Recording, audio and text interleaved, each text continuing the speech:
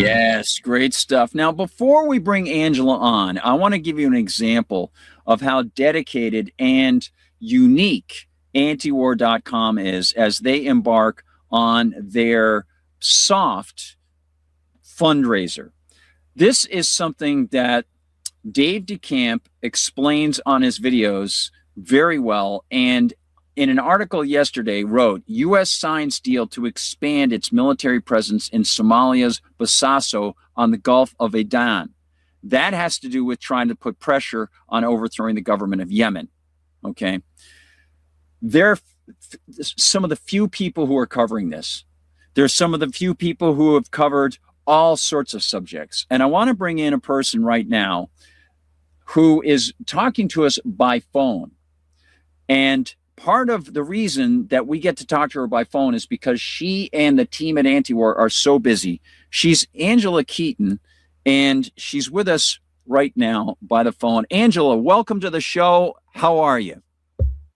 Oh, thank you so much, Gardner, for having me back. I so appreciate it, and I apologize you're a little late. We're doing well with the pledge drive, so our phones are sort of running out of battery power. I've been switching things around in here, and just thank you so much for all the promotions of the show you've been doing, and and also to promoting Dave's show and Kyle's work. We so appreciate it. We have this great information, but unless folks get out there and share it with each other, no one's going to know about it.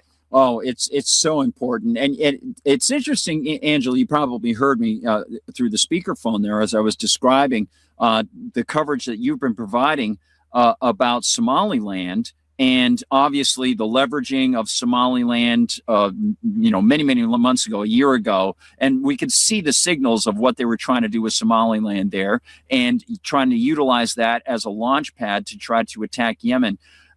So there are specifics that you cover every day that work into sort of a dynamic picture. You can sort of see these trends, and you all are very on top of these things, and you bring back memories, whether it's Dave or it's Kyle or it's someone else, as you recall some of these facts that get overlooked. I was playing a little bit earlier a clip from RT about the attack on those 7 people who got killed just a few days ago by this Ukrainian drone strike, and speculation as to how deeply were American or British interests involved with that targeting. But we know they already attacked with ATACMS missiles a number of years ago a beach and killed a number of people at a beach, and that had to have involved the United States technicians. So this has a bearing on us for philosophical and ethical reasons, but also there's something that I really appreciate, which is that when I look at Antiwar, I just see a group of good people who you just can't be stopped. Can you tell me a little bit about some of the people on the team at Antiwar, Angela? Oh, sure. Let me begin with our senior editor, Jason Ditz. Jason has, I don't know how many thousands of articles Jason has written over the years. We stopped counting at some point. But he's, debated Richard Fife, and he did a great long stint on Press TV years back. And he's also recently kind of ready to come out and do shows again, too. Jason's areas are Syria and Lebanon. If you have any questions about those, just go right to, you can go to news.antiwar.com, or you can just Google Jason Ditz, Lebanon, and you're going to see he has new material up every day on that part of the Levant, and with Syria as well. There's always new and fresh material on that. Our news editor, Dave DeCamp, one of his specialty areas, which is not covered by very many people, is, of course, airstrikes in Somalia. This is now 2026, and it's the 77th airstrike from the U.S. in Somalia this year, today. It's insane. It's absolutely crazy. And the amazing thing, Angela, is I think so many people get acclimated to this sort of operational system. And it's so contrary to just basic morals. It's contrary to the U.S. Constitution. Obviously I'm a voluntarist, but anytime I'll remind them of what the rules are supposed to be. But the MAGAites, and if it were Joe Biden, they'd still be supporting this. Or if it were Bill Clinton and we're talking about, Kosovo and Serbia or something like that, they're all in favor of it. It's It's unbelievable. I'll never forget, as a quick aside, I ran into John McCain when he was running for president in 1999, and it was in my town. And I asked him a question about his so-called campaign finance reform bill, which would have crushed free speech. I quoted him from Meet the Press with Tim Russert. And at first he tried to cut me off. And, I was in the room and asked a question in this person's living room. I'd been invited down. It was packed. It was probably like 100 people there. And I asked him a question. He tried to say, I never said. And I was like, no, actually, you said that August 8th, 1999 or something on Meet the Press. I've got the transcript. So he was highly embarrassed, clearly. So he approached me later and wanted to shake my hand. And he said, we need more people like you at things like this. So I said to him, I was like, if there were more people like me at things like this, you wouldn't be in office. And I was like, by the way, right now, Bill Clinton is killing people, Serbians. He's bombing people. What are you going to do about it? Even with your War Powers Act, he's way over the War Powers Act. Oh, yes, we're very concerned about that. We're going to do something about that. And of course, they did nothing. Instead, they started to plan what they were going to do starting around the 2000s inside Ukraine by putting biochemical weapons plants in there with Dick Lugar and Barack Obama, and then just, continue apace messing in other people's countries.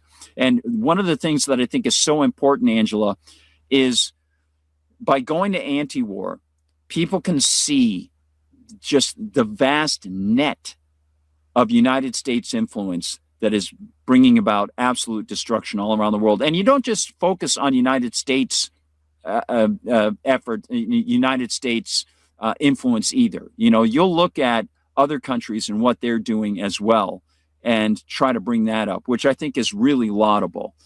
So when did Antiwar start? If people are new to my show and they haven't seen you before, and what was the goal? What was the mission of Antiwar?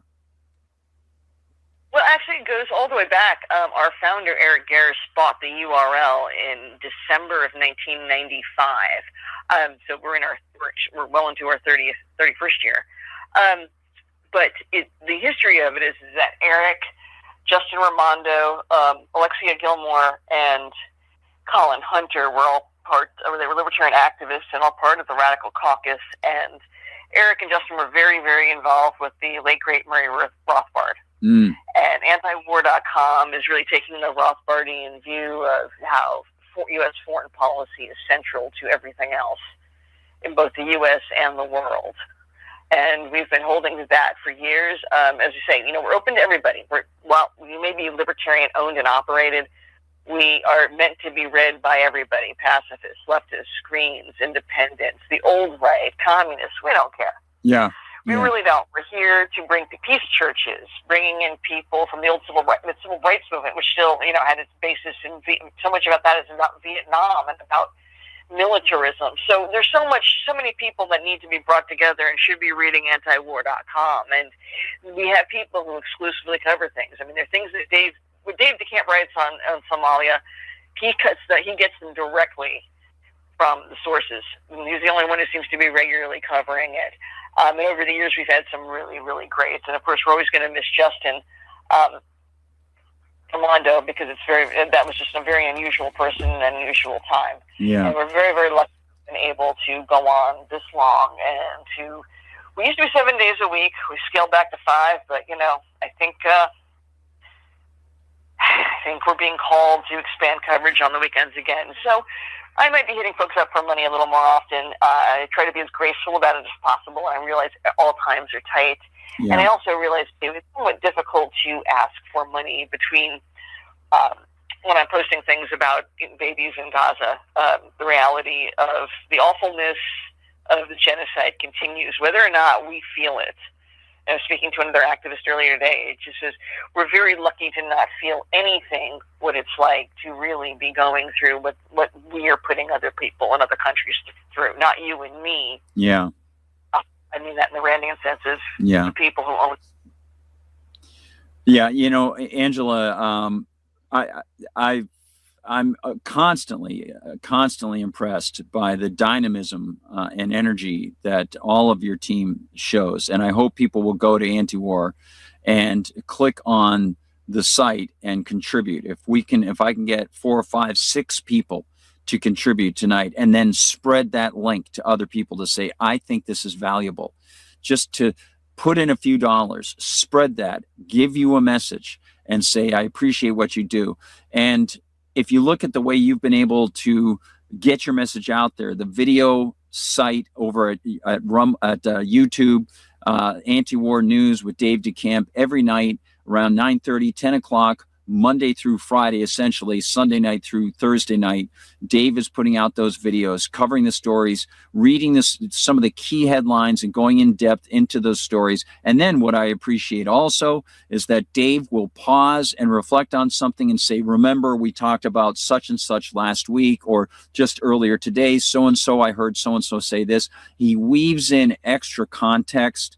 You've got Kyle with his own show, the Kyle Anzalone Show, and Kyle is just hitting home runs all the time. People can find Kyle's show on YouTube as well. And then, just because I appreciate the work that Antiwar does, I appreciate what you do, and I admire the work that all of you do so much, and I rely on you.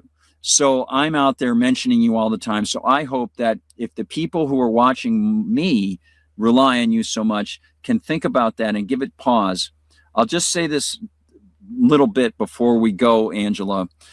I was upstairs earlier today and I was working on some material, and I thought about an old high school friend, and he listens to the show now because we bumped into each other. And I thought about how we were into punk rock and listening to these bands that were sort of coming out of the hippie days and the shadow of the 60s boomers, and we were into punk rock, but a lot of the punkers are very in favor of peace and anti-corporatism and anti-government and that sort of thing, even leaning closer to anarchy. And I thought, boy, we were aware of many of the things that were going on, but at the same time, we were so naive.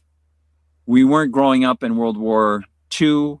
We weren't growing up in, the Vietnam was pretty much over, but there were still things that we weren't seeing. And now we're adults.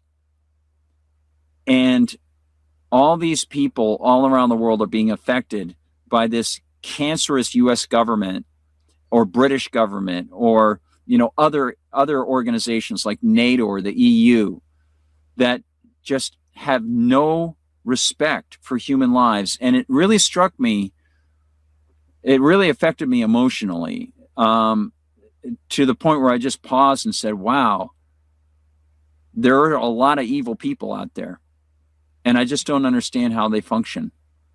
And it's good to know, I don't want to put it in religious terms, but it's good to know that there are some angels out there that are doing good work. Yeah, there are good people like you doing great work, and we're very, very grateful for all you do to support us. Oh, so thanks. Thank you. You turned it around. That's very nice of you. But so kudos to all of you. I'm going to head back over to Antiwar on the screen, Angela, that I'm showing right now. I'm showing Dave's piece on the drone attack on the beach in Krasnodar and the Russian Black Sea area, and just a beautiful area. But over on the screen, there is the link. Antiwar.com is too busy to fundraise.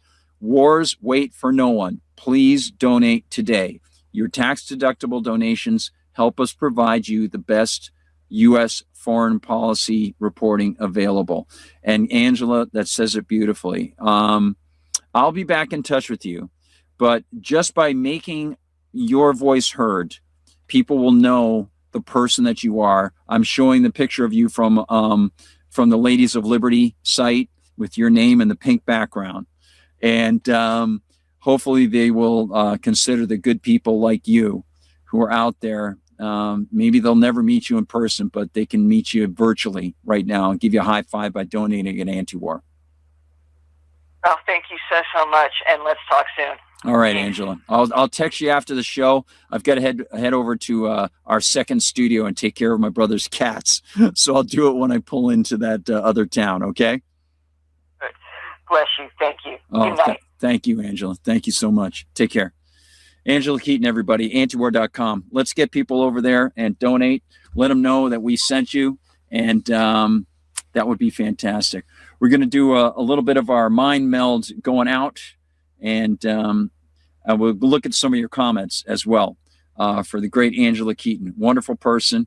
And we'll give you some more information about her as you can read here before we go. This is sort of a perfect ending. Angela Keaton is the executive director at Antiwar.com, the web's leading source of anti-war news, views, and activities, and the former producer of The Scott Horton Show for Antiwar Radio. She has served on the Libertarian National Committee and as executive director of the Libertarian Party of California.